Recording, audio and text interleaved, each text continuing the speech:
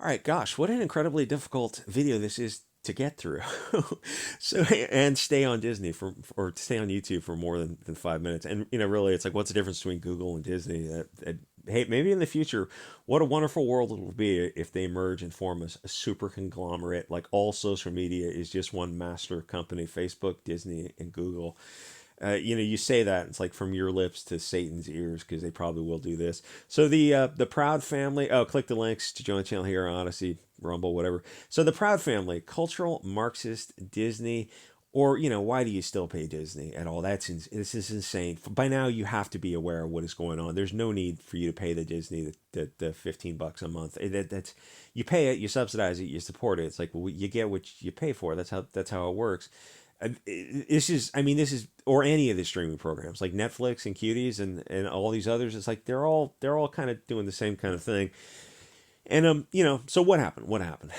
They made a Frankfurt School piece of kids propaganda. This little bit of media designed to foment anti-white hate via stochastic terrorism in this show.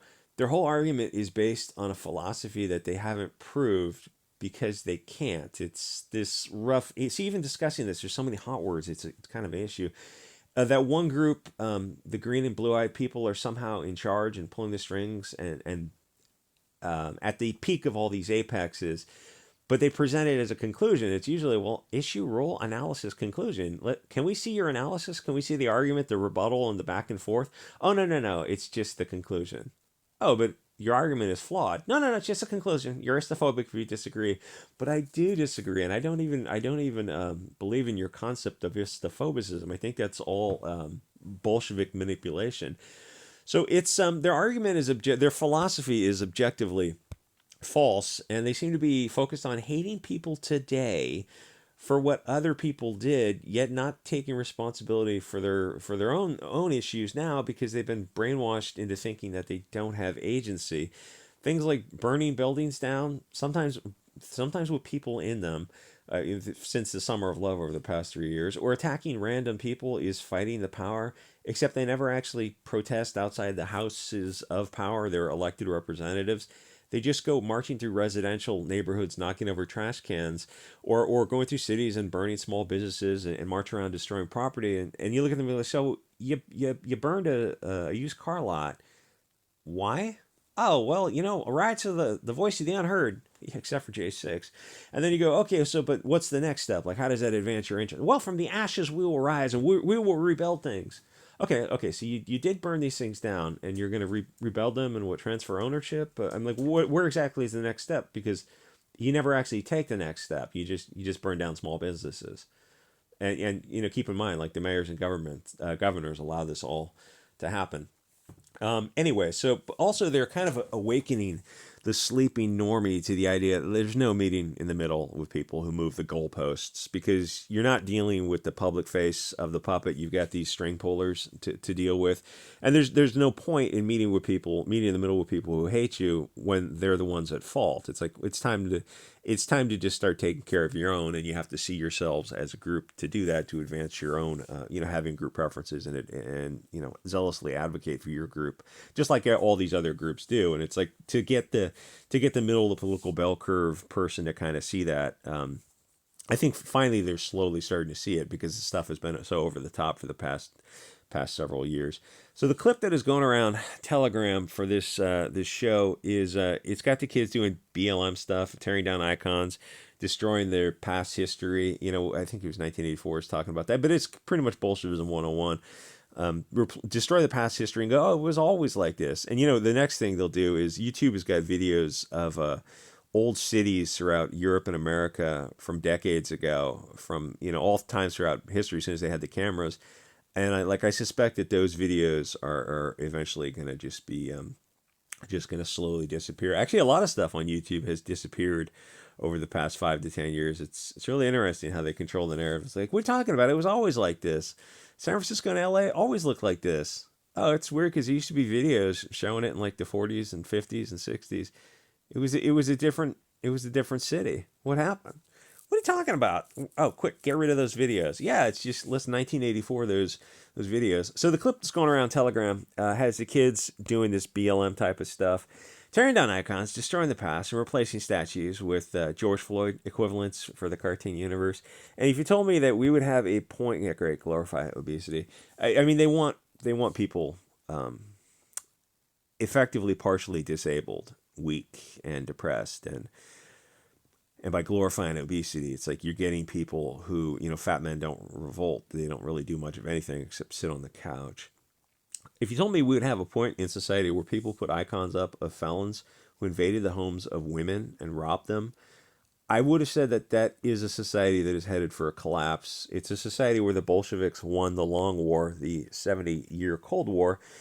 Disney is pushing a divisive narrative, but it's also a false one. Yeah, how did defund the police go?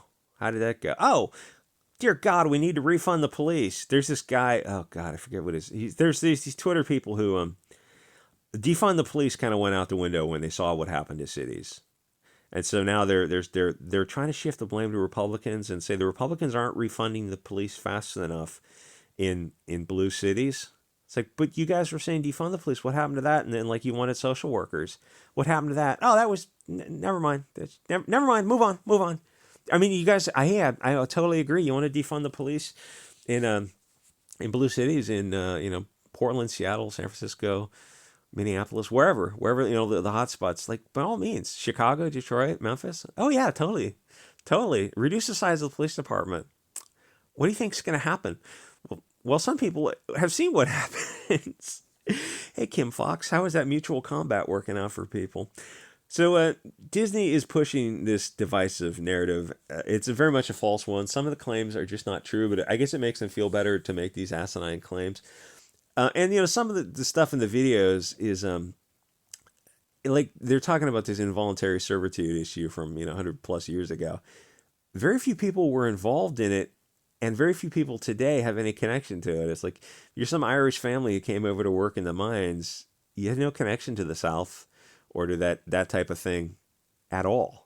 Or if you're Russian and you came to work in, or you're Swedish and you started a farm up in the north or a ranch, or you're working in, a city, or you had no connection to it. Like you probably weren't even aware of it. And this clip is going around. They seem to think everyone was a Southern plantation owner.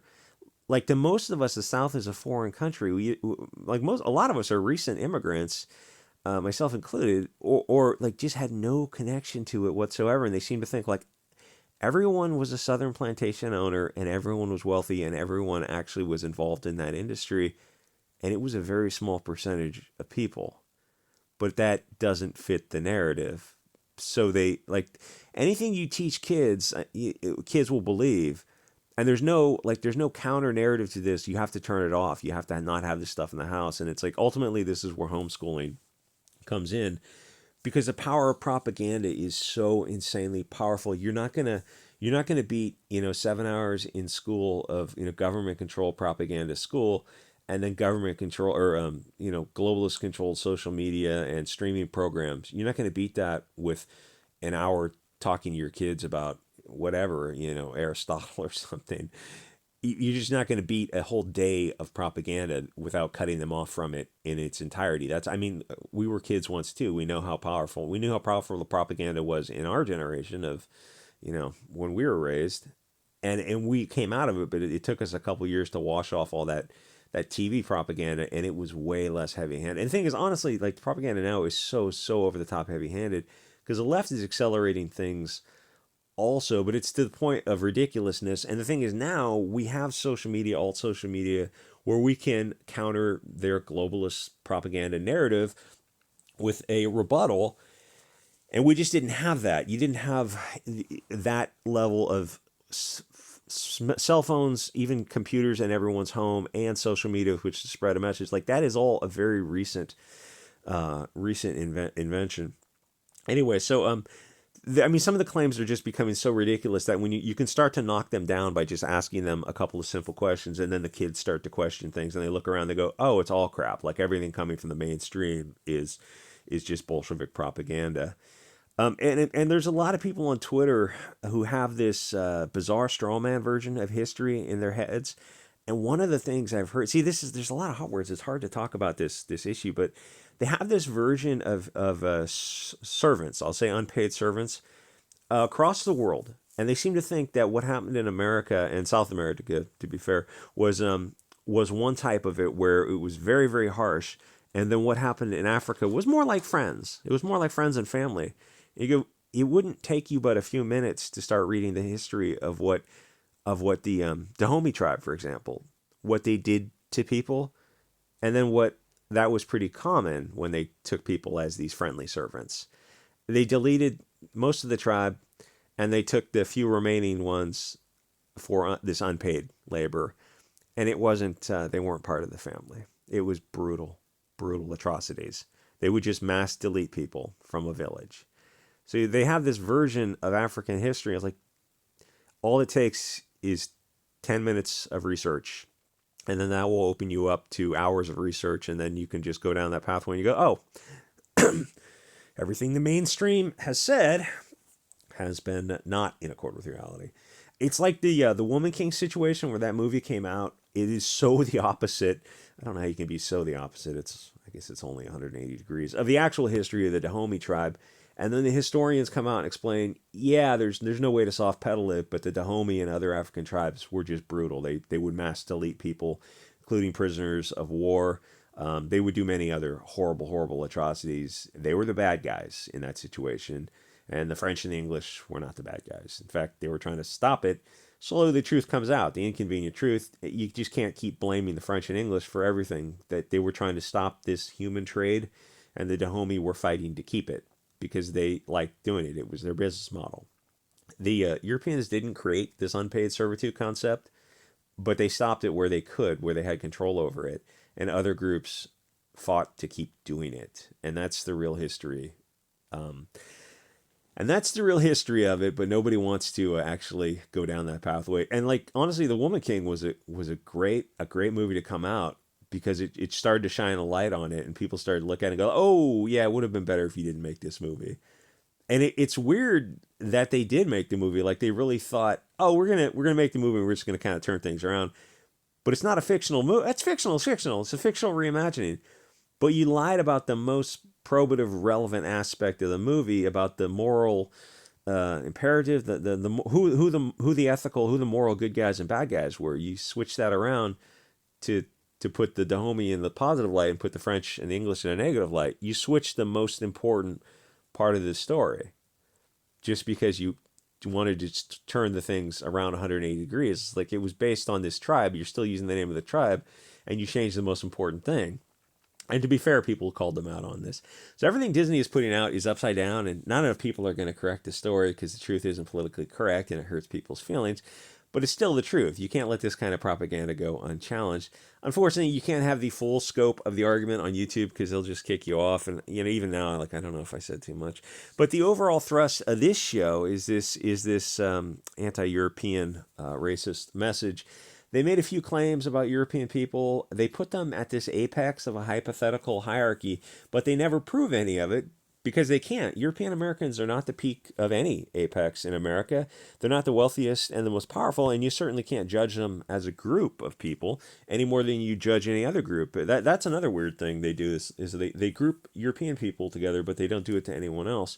In fact, they are underrepresented across those positions of power. They're so marginalized and oppressed that you're free to degrade and dehumanize them as a group. You're not allowed to do that to other groups, and you're not even allowed to mention other groups without being kicked off social media, debanked, and attacked by the media. If European Americans were supreme, why would they allow this hate? If you really think they are, then your whole argument is not based on logic. And like all it takes is ask these kids on Twitter who have these beliefs a few questions. And it's like, it's like when you were a kid and adults started to point out that, the stuff the teachers were teaching you and the media was teaching you was false. So simply by asking a few questions, and it threw you for a loop because you realize, oh, things don't make sense. And then you have to look at the media and your teachers and realize, oh, the teachers are left wing. They're far left wing. They're not telling the truth. They're telling a left wing version of the truth. And you look at the media and go, wait, so we live in a society where the media is putting out these lies for decades? And like nobody stops the media from telling this narrative. Yeah, that's kind of a weird reality to awaken to. You realize like things are not as you were led to believe.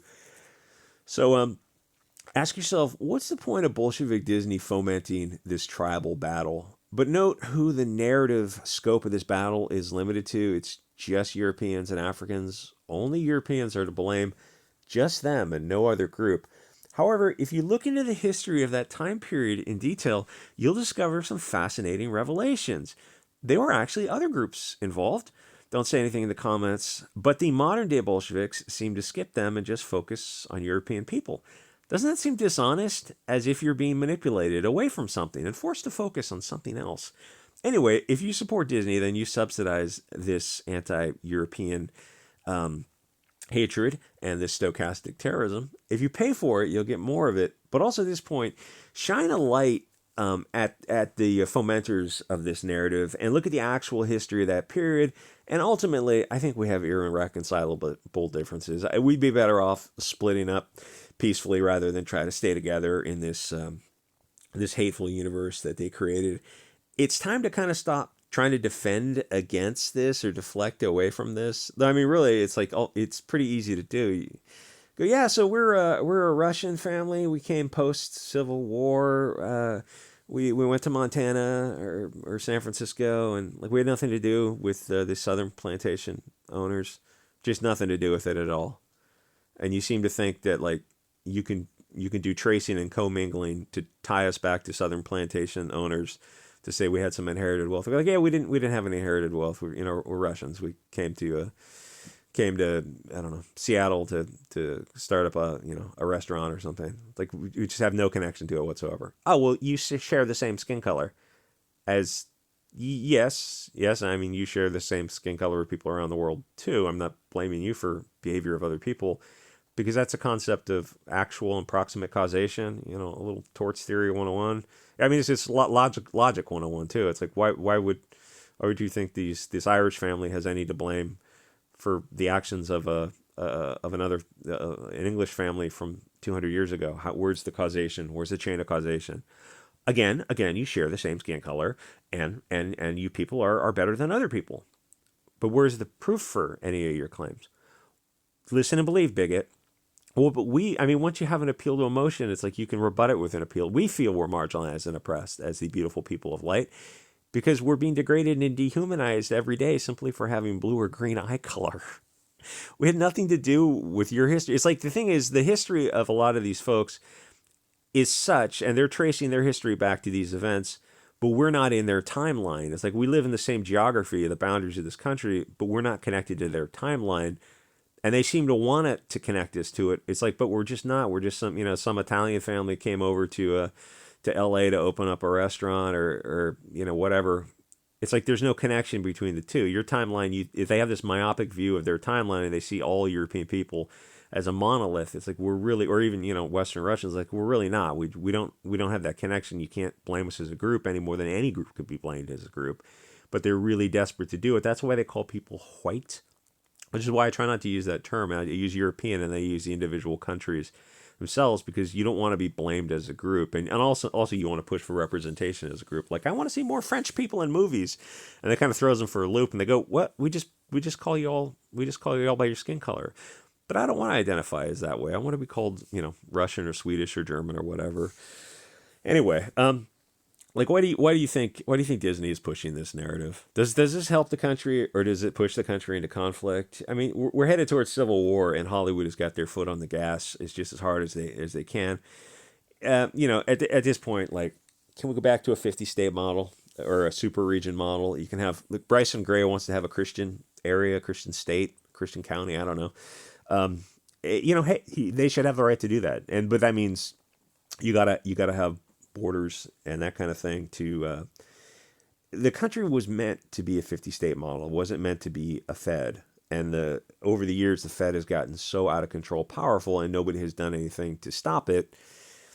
And like, it's time to turn that around, because otherwise you just keep going in this direction of centralized authority, and centralized authority is the easiest to subvert and control. Anyway, like, comment, subscribe. I'll see you guys on the next episode.